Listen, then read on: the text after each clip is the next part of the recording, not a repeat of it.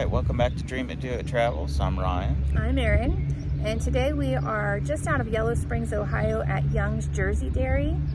This is a dairy farm that's been established for many, many years through several generations of family members, and they're constantly expanding and growing. We did a video on this a few years back. Go back and watch that video. It kind of shows what there is here to do. There's all kinds of stuff, and they're still building. Yeah, the building that we were used to when we came here in the past, they've actually torn it down. The building behind us is relatively new. They had an old restaurant that is now gone as well, so this is all new to us today. Yeah, the old restaurant became like a, what was it? Like a hall, like that you could like a rent rental out. hall, and they have a little bit of everything here. Stuff for the kids' playgrounds, batting cages, putt-putt. But they make stuff with their dairy right here, cheese and ice cream. They serve food. We're going to take a tour today on kind of the process of them making their cheese and ice cream. So as long as we're allowed to film, we will take you in and show you that right now. And then at the end, we get to sample some stuff. So yeah, I'm looking forward to that. All right, well, let's go see it. So this is their new building. They were building it when we were here last time. This is really nice. They did a great job on this.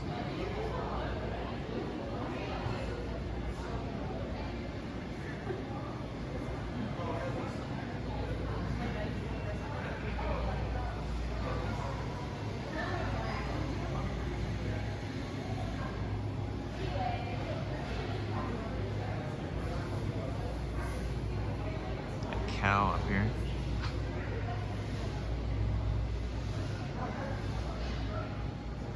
Here's some of the old equipment that they used to use.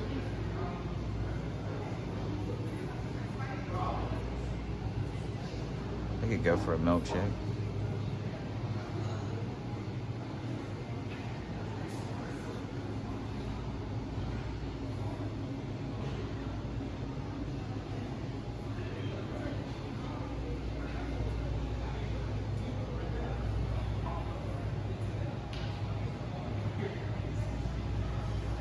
This is a sneak peek of what we'll get to see. Cowabunga.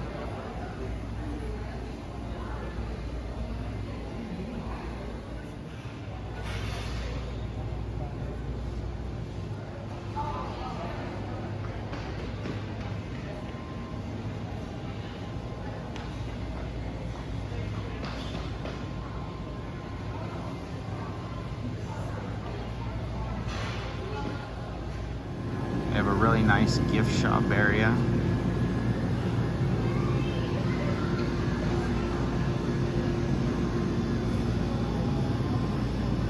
You can kind of see the growth up on the wall in these pictures. Shows how they've expanded over the years. Where you can order your ice cream and snacks.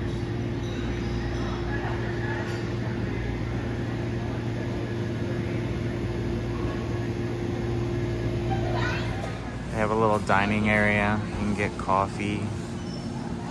They do have these private rooms that you can reserve. You can have like a birthday party or something. There's a whole dining hall. Soda fountain machine. It's a nice space. they make and sell this sweet potato bread. When they had the old restaurant, they would serve this like as a bread service with your meal, and anytime we're here in the area, we have to get some of this to take home. They have Buckeyes, cookies, pies, brownies, the sweet potato bread I was talking about, and then they have a banana blueberry bread. I don't know how that sounds, but then they have jams and jellies, honeys, apple butter, a lot of different things, some cheese crisps on the other side.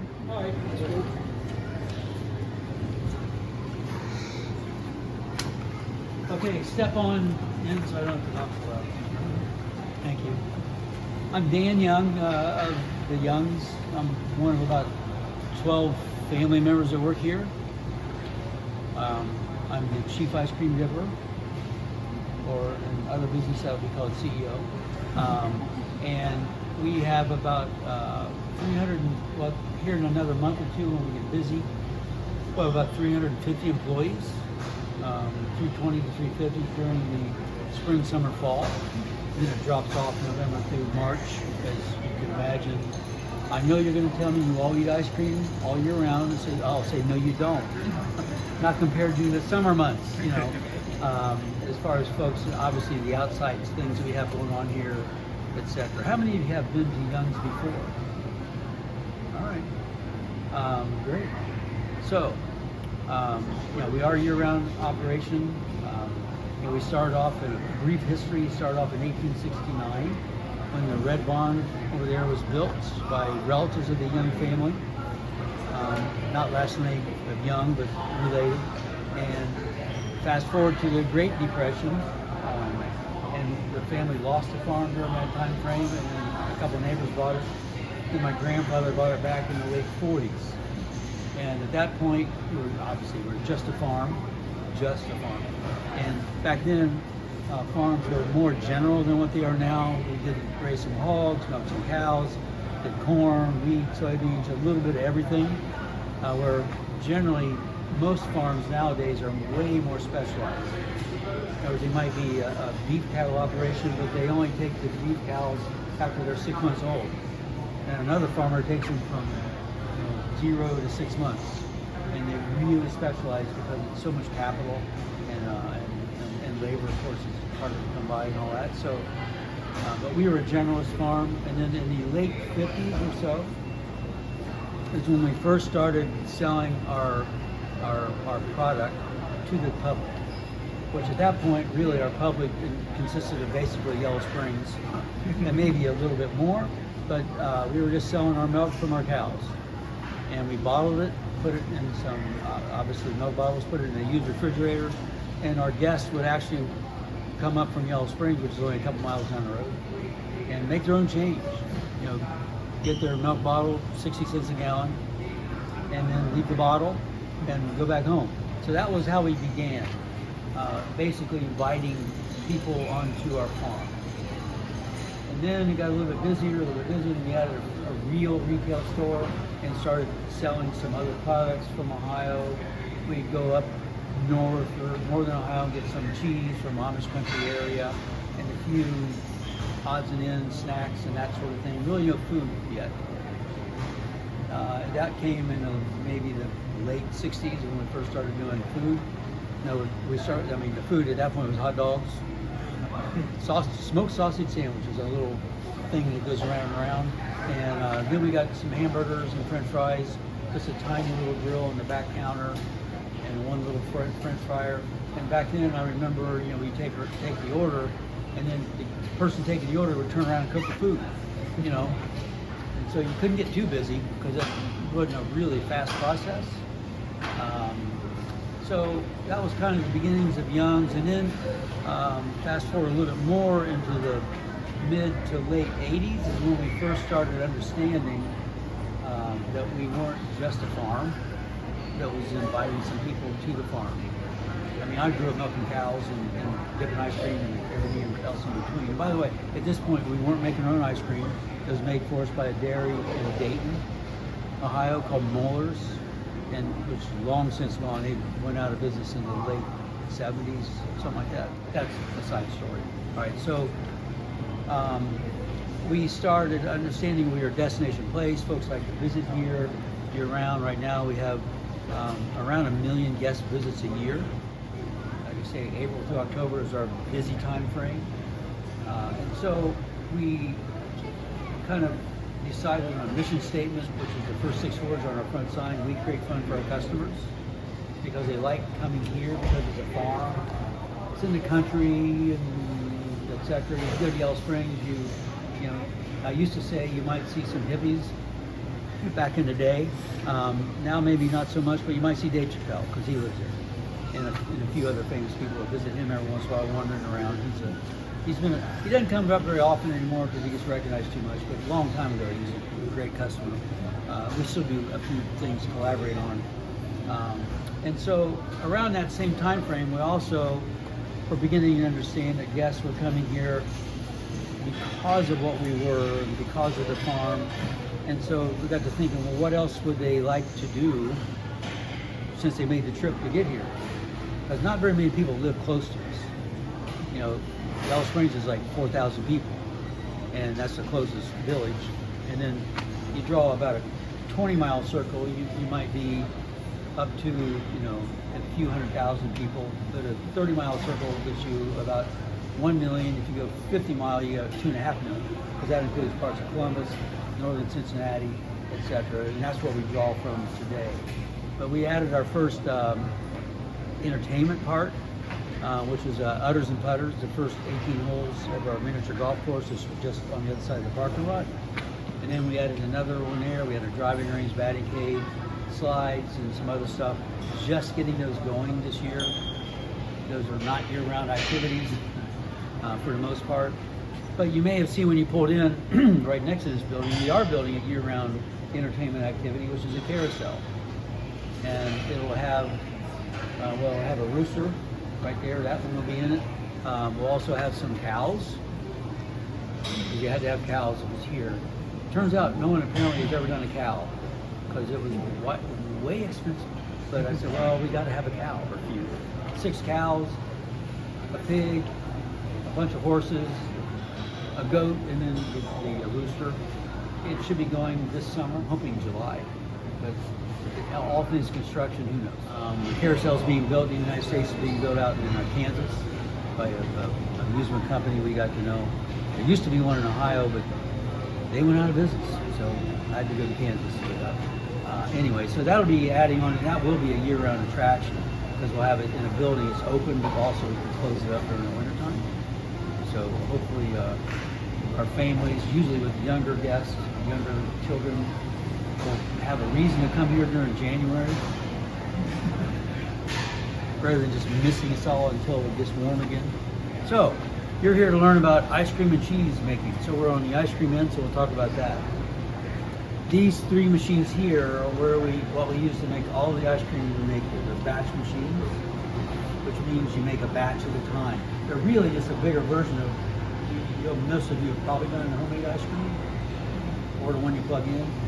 And so it's the same idea. We plug in we put in at the top the base, which is just basically cream, milk, and sugar, and no flavoring or anything like that. You put it in there, it's got some blades that go around really fast. You can see that twisty thing with the metal on it. That's the blades that go in the biggest machine. And you pour that in, then you're going to put in the flavor, whether it's vanilla or chocolate or strawberry or butter pecan or whatever, caramel, whatever. You put the background flavor in. Some flavors, that's it. Some flavors we got to add some nuts or chunks of stuff, or bury it, or ripple, or swirl, whatever you want to call it. And some of that all gets added as it's coming out of the machine, or we dump it out of the machine and put it into a different machine when we're putting it in smaller containers that pumps in the swirl. We used to do it all by hand, and it was wildly variable. It's very hard to swirl in like peanut butter and chocolate in a little pint container to do it very well at all. But we got a machine to do that now, uses air pressure, and it kind of pumps it in. So we put in the mix in the machine.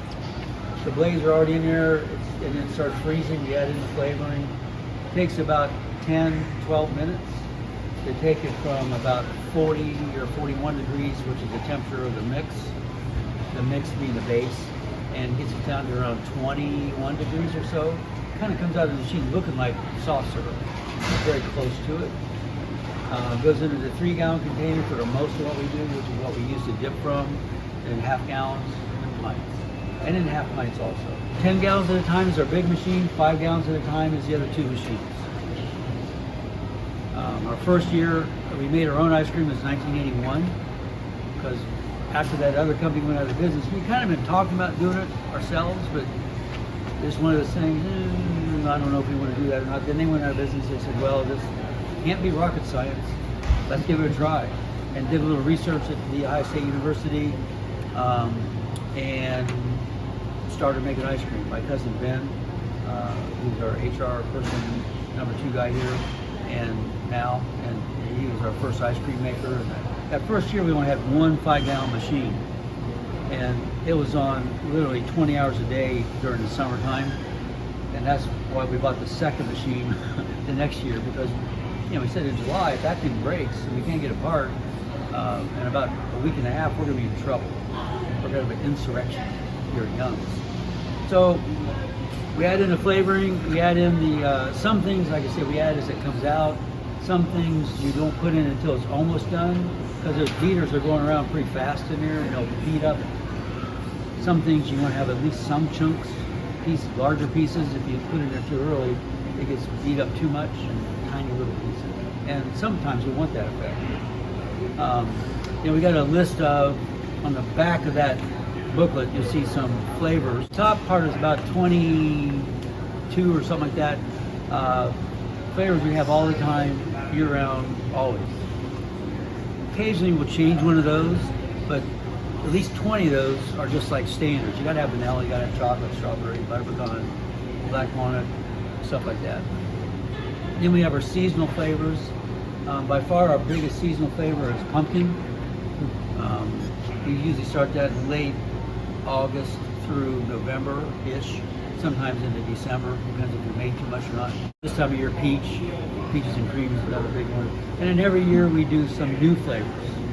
This year we have one called Total Eclipse, and that one's, obviously for the Total Eclipse. Since we're going to be at about a 95% Eclipse here. Total Eclipse is a double dark chocolate with caramel swirl and what we call moon rocks, but they're really just malted milk balls broken up into pieces.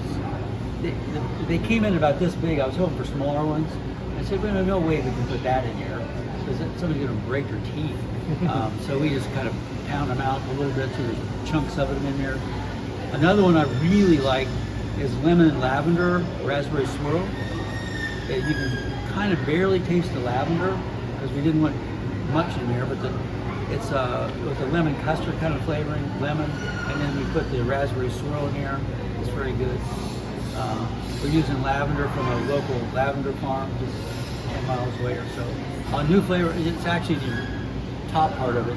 It's a coffee chocolate chunk. We're using a chocolate made from Winans coffee, chocolate and coffee, if you've heard of them. There's a bunch of them around Ohio. And snickerdoodle, which we use, we bake the snickerdoodles here, just like in our chocolate fudge brownie or double chocolate fudge brownie ice cream. My favorite. That we bake the brownies here in our bakery, and so we try to use stuff that we bake here where we can, where it makes sense. We try to use local stuff. We make about 75,000 gallons of ice cream a year, 75,000, almost all of which we sell right here in this building. We do have some wholesale business. Miami University dips a lot of our ice cream. The University of Dayton does. A few mom and pop types of locations, like a coffee shop, and ones also have some ice cream, so they use our ice cream. We really don't have a distribution system.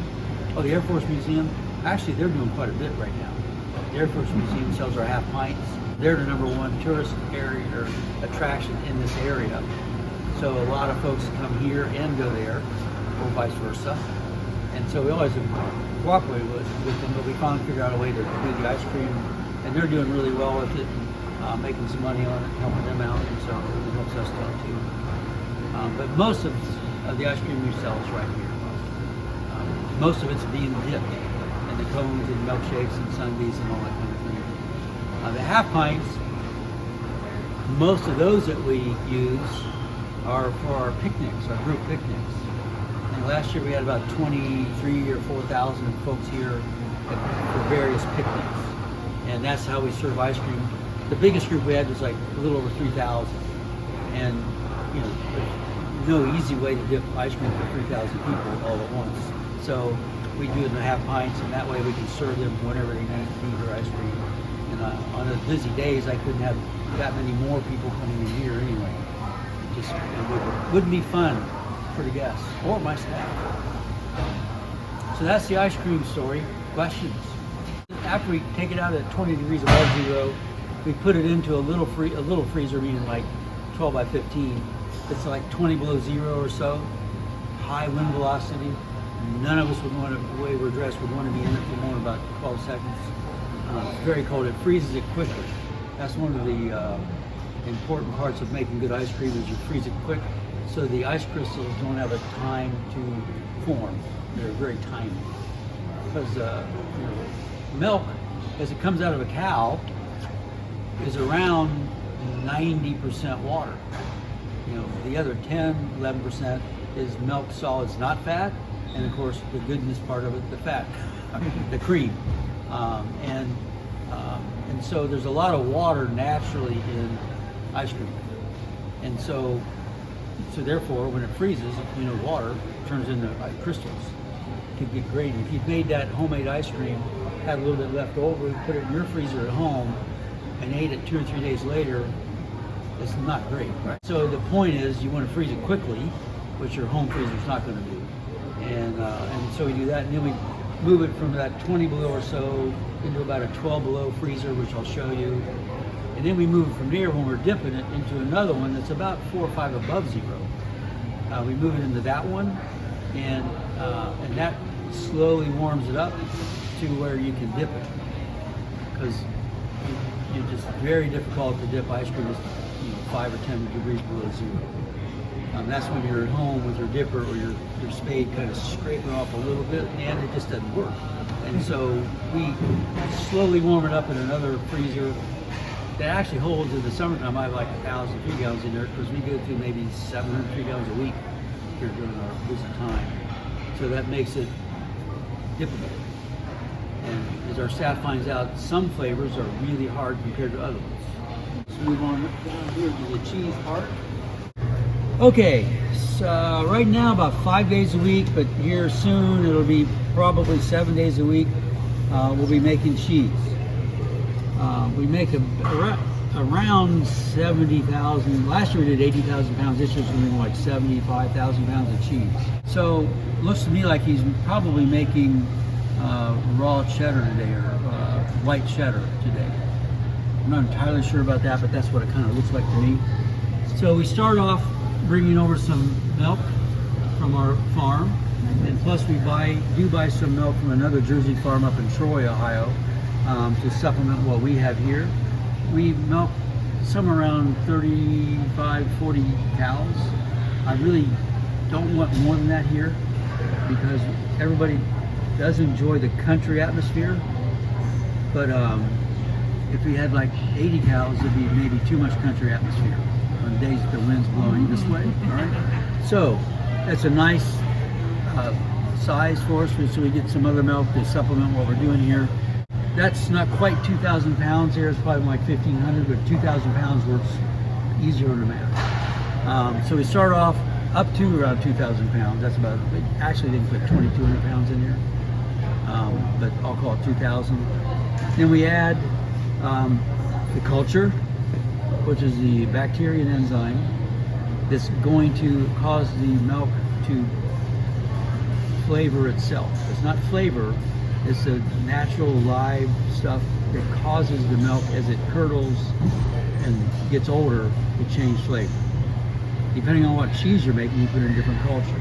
Cultures is that we import those from Europe, mainly France, because they've been at it for a lot longer time than we have, and so they do a good job of that. We also add rennet, which is what causes the sodium caseinate, which is the #1 protein in milk, to curdle.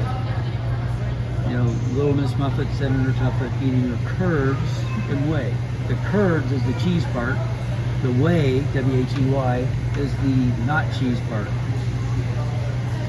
And when he gets, he's stirring the curds right now, because he's already set the curds. When we set the curd, it takes about a half hour after we add in the rennet. And it's like sitting on top about that deep or so. And then we stir it for a while, cooling it down. It's down to 112 degrees right now. We're cooling it down. There's a jacketed cheese vat there. And just running cold water through it, and that's how we cool it down. Pretty efficient way of doing it. if we were pasteurizing it, we would use that same jacket in a little hot water tank boiler we have right next to us here, that would heat it up to 140 degrees for 45 minutes. So find that in there somewhere. I usually have that wrong, but we heat it up quite a bit for quite a long time. And we keep track of that. It's not on there now, but that little machine right there, you put a paper disc on here and it records the temperature and the time. And when our lovely inspectors come, which they come at least twice a month for here, they say, show me batch number 4,000. And what, did you heat it up long enough? And did, at the right temperature and at the right time? And so they're always checking on that. Usually it's the Ohio Department of Agriculture that does 98% of their inspections for here. Every once in a while it's some random something or other, the FDA shows up. But they're technically the boss of the ODA, Ohio Department of Agriculture. We get along well with them, and so we got good records, etc. So stirred it, cooling it down. When he gets done cooling it down to wherever he's going to, whatever cheese he's making today, he'll stop doing that, and then we'll drain the whey. So it'll basically, you can kind of see the little bubbles in there a little bit, or not bubbles, but almost looks like cottage cheese floating around. You can't really quite see it, but it's just little tiny pieces of curd. And we'll drain out everything else, everything that's not curd, basically. And that WHEY goes into our wastewater system here. When we added this building 2.5 years ago, we had to add on to the system. Turns out, even though this building is twice the size of the other one, we're not using more water than we did in 2019. Actually using a little less, so it's a little bit more efficient. The one that replaced, for those of you who weren't here, most of you, the building this one replaced, there's a couple pictures of it up here, I think, was right in front of it. That where part of the parking lot is right now. And that building we built in '68, and then kept adding on to it and adding on to it, and we finally said, well, let's quit adding on to it and actually do what we need to do, is build this building. So drain away, and then cook the curds. The curds, little tiny, like cottage cheese pieces, will start sticking back together. And after a couple hours or so, you'll flip them over, because they'll turn the heat back on to warm it up, cooking the curds, warming it back up to 100 and whatever, depending on the type of cheese.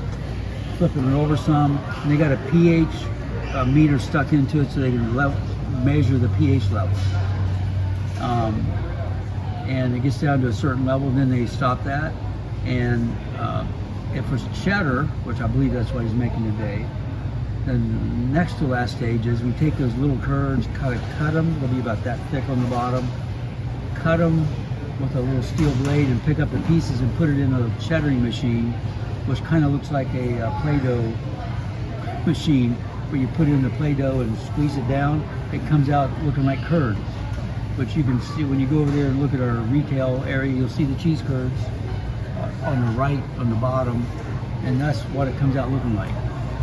All of the cheese does, because if we're going to press it into a block, which we do most of our cheese, or much of our cheese, those long curds stick together also. And so at that point, if it's the fresh curds, we're done. It's been pasteurized. We take it and we're probably selling it within a day or two. If it's the cheddar or baby Swiss or the Gouda, those are all aged cheeses, and so we don't pasteurize them. So they're just a raw milk or unpasteurized cheese, and we age them by the FDA rules at least 60 days before we sell them. But in our case, we usually age them around 100 days, all the way up to, right now I don't have any, all the way up to 4 or 5 years. We've taken advice from others, like we learned from the Ohio State University. They gave us a couple classes, and actually sent my cousin and our dairy production manager guy to Vermont, the University of Vermont. They had an Artisan Cheese Institute at that point. And actually we got the Ohio Cheese Guild coming here Monday for their annual meeting, which would be great. Usually I go to someplace else and see what they're doing. They're going to be here to see what we're doing, and usually try to pick their brains on this or that. The fresh curds is maybe 60-65% of our production, and the most things we sell to fresh curds is we bread them and deep fry them. And after you've had those, you'll understand why. That's our #1 side choice here. We sell more of those than we do French fries. All right, so that's the cheese story. Questions? What makes the cheddar yellow? Ah, great question. I forgot to mention that. We use annatto, which is a natural food coloring. All of our cheese is natural, not organic, but it is natural. But so yes, annatto is a vegetable-based vegetable plant with that orange. If you get anything on your fingers, it's going to be orange for a minute. The only reason we make yellow cheddar, we do retail some of it, but the only reason we really make it is because that's what we use for our cheeseburgers and omelets and grilled cheese. We also have American. We don't make the American here, but that's not really cheese. That's cheese food, different thing. But there's no way I can convince any young person or an adult that yellow cheese, of that white cheese on your cheeseburger is exactly the same thing. It's just not yellow. Because you're just so used to it. Quick story, when my cousin Ben and I, we first started making our ice cream in '81, we thought, well, we just won't use food colorings. Try to inch toward the natural state of things. I can tell you, you can't sell green mint chip without the green. You just call mint chip. Mint is just white. It's just like vanilla chips in it. You can't sell peppermint without the pink, because peppermint has no color either. And so they go, well, look at that, you taste it. They go, this doesn't taste right. Put the green in it. It's one of our best selling flavors. So there's that. So let's go around the corner here. I'll show you the freezer. Dip from it's around 4 or 5 above zero. And it's not quite clear full, but that's in the summertime. It'll be pretty much full around the corner here. So you can take a look in here. This is our big freezer. It's about 12 below or something like that, 10 to 12 below. And clear on the other end of it, we won't go in there. But clear on the other end of it is the one that's really cold. There's another door you get into it. And so this is where we store the ice cream before we put it out to dip. The half gallons and pints you can see back there. We're getting ready for our annual pint sale here at the end of March, which is $3.49 a pint. And so we have probably have an extra 15,000 pints made for that. And then they're starting to, that's the big boxes you see back in there. They'll be quite full. We actually put some of our, another freezer we have here that we use for the kitchen. Now we do have enough room for them in here, but it's harder to find them if you don't have them spread out a little bit. Where is the mint chip? I don't know. It's behind the, buried by the chocolate peanut butter or whatever. By the way, chocolate peanut butter is our usually #1 flavor that we dip for ice cream cones, etc. Cookie dough sometimes is a #1. They kind of battle it out every year as the top flavors. The ones we use the most of are vanilla and French vanilla, because that's not on cones, but that's like French vanilla is what we use to make our milkshakes with, and then vanilla is what we use mostly in sundaes and floats and that kind of thing. So we end up using a lot of those flavors. The old, when I told the top 2 flavors, I mean, chocolate and strawberry are always there at the very top. Butter pecan, the cookies and cream, cookie dough already mentioned. So we take ideas for flavors. This year we had our guest on Facebook give us some ideas for flavors, and my staff, I put up a chart, a big old poster every year in December, and say, what do you think? That's fun. Any ideas? And so this year I had maybe 600 ideas. And I looked at them all and read the descriptions and kind of came up with what the new flavors that we decided to do. Over a course of the year, we'll make 50 flavors or so, maybe a little bit more than that, because we also have some sorbetto flavors that are non-dairy. And we also have a couple flavors that are no added sugar, vanilla and raspberry, I think, right now. Vanilla, I know it doesn't sound sexy or exciting, but that one allows you to do other things with it. And you know, the demand is there, but it's quite small. I'd be glad to have more if you know, if it really was something that would sell. But you know, I got so much real estate, dipping cases and that sort of thing, so you got to put in there what's going to sell. Any other questions? All right. Here, I'm going to hand you each a card. It's good for a piece or a package of the cheese. It could be the cheese curds and a pint of ice cream over there. So that's all over there. You can figure that out and just turn that in, and that'll cover that. We just finished our tour. We're going to order lunch. You can line up here. The line goes one way for ice cream, the other way for food. They give you a pager. You bring it back here, and then you can pick up your food and take it to your table. We did order lunch. Ryan got the pork tenderloin sandwich with the cheese curds. Let's see, those ones are buffalo. These ones are the sweet Thai chili.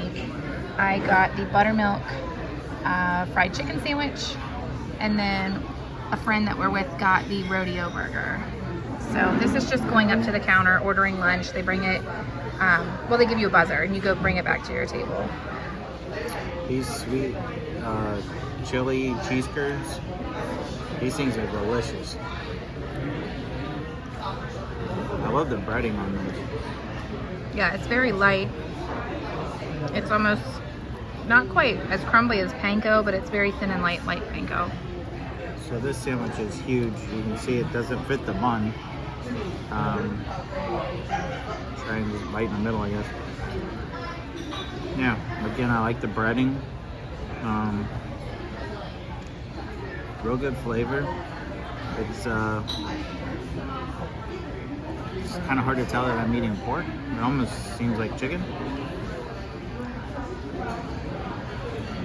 Really good. So this is the buttermilk fried chicken sandwich. I think this is the same chicken when they had the restaurant, like the old restaurant next door. I think this is the same chicken they served there, like as a dinner. Yeah, that buttermilk chicken was so good before. I kind of missed the restaurant. It's good. It seems like it's like brined or marinated. It's good, fresh battered and fried. It's good. Yeah, it looks like a good sandwich. Yeah, I like it. They gave us a booklet with our tour, and it shows up here at the top, these are the flavors that they'll have all year, and then the seasonal ones down below. And with our tour, they gave us a voucher, so we get a free cheese and a free pint of ice cream. The tour was only $10. The cheese and ice cream is going to come out way more than $10, so it's an excellent deal. I had planned on doing the lemon blueberry cheesecake, but then he was talking about this lemon lavender raspberry swirl was one of his favorites, and it is just a seasonal one, so I might try that. So we finished our lunch. I thought it was really good. Yeah, it was. I wish my sandwich had like a sauce, like a ranch or something. But other than that, it was really good. We're full. I think we're gonna go outside. I don't know if there's anything going on this time of year. I mean, he said they just opened up like the putt-putt and the batting cage. We'll walk out and see if you can go into the cow barn or feed the goats or anything. Yeah, the whole little petting zoo thing, that was pretty cool. Hopefully they still do that. Maybe it's, like you said, it's just not that time of year.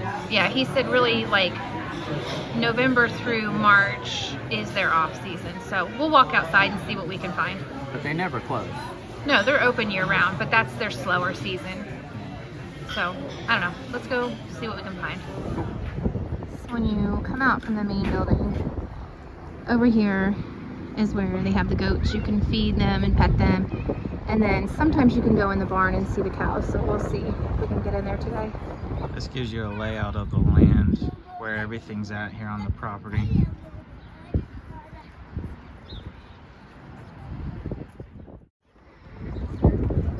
Alright, so we're gonna get some goat feed. Feed these guys. They know what the people are doing. They're ready. Look at him.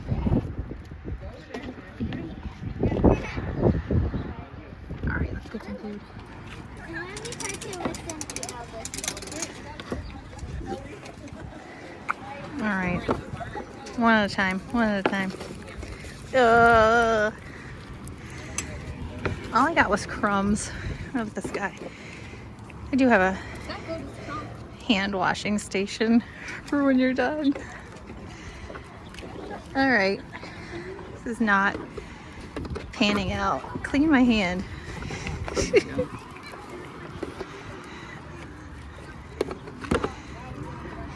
He doesn't even want my crumbs anymore.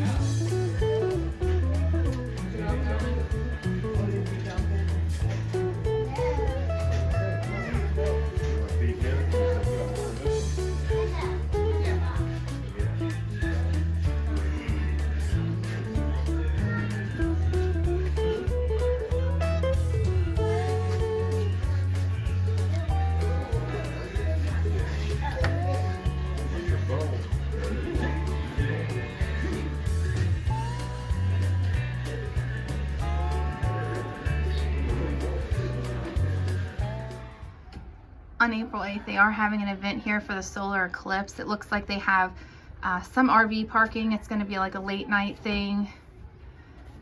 There's information on their website about that, but kind of fun. They have a special ice cream out this year for it. It's supposed to be 95% eclipse in this area. All right, we're going to show you our haul here. So we've got 2 of the sweet potato bread to take home. So Ryan got the cheese curds. These would have been $13.95. They were free with our tour. And then I got the cheese sampler. So this was free with our tour. And then we just got some extra cheese to take home. This is the Red Barn cheddar. I think this is the 2-year aged cheese and some Gouda. And then we each got a free pint of ice cream. So Ryan's trying the Total Eclipse because this was recommended on our tour. This is a temporary item. And then I went with the lemon and lavender raspberry swirl. He said it was really good. It's probably not something I'm going to be able to get if we come back another year. So that's what I got. So we're going to pack it on ice and take it all back home with us. And I don't know if they do these tours all year long. It looks like they're doing them every other Saturday. The next one is March 30th, and then there's one, I think it's April 13th. Those are the only ones currently on the website, but you should sign up before you arrive just to make sure you secure your spot. All right, well, I think this is going to wrap up our tour here at the Young's Dairy Farm here in Yellow Springs. Yeah, we had a good time. Like I said, we are at the end of the off season. It was still very crowded. There was still a lot of people. When we first got here, there was not very many people here. It was about 10 a.m. But now it's past lunchtime. It's very crowded. It's kind of a happening place. Like the guy said in our tour, they draw in over 1 million people a year, which is pretty impressive. Yeah, this is one that is great for the whole family. Bunch of family fun. When they got everything going, all the batting cages and putt-putt and all that, I mean, there's something for everybody. They do have like a picnic shelter, so keep in mind if they're looking for a place for a family reunion, this is a great place for that. Rent out for a birthday party. There's tons of options. This is a great place. Very, very family friendly. Yeah, we've been here multiple times. We always have a good time. It's fun just kind of being around the animals and Yeah, I love it. Yeah, getting some cheese, getting some ice cream. That's always good. Good day down on the farm. All right, well, I think we're going to wrap this up. Just remember to please like, comment, subscribe, ring that notification bell, and just remember, You can dream it. you can do it. Bye. See you guys. Here's a look at where the carousel's going. Construction's coming along very nicely. Should be pretty cool when it's done. It'll definitely be a one of a kind.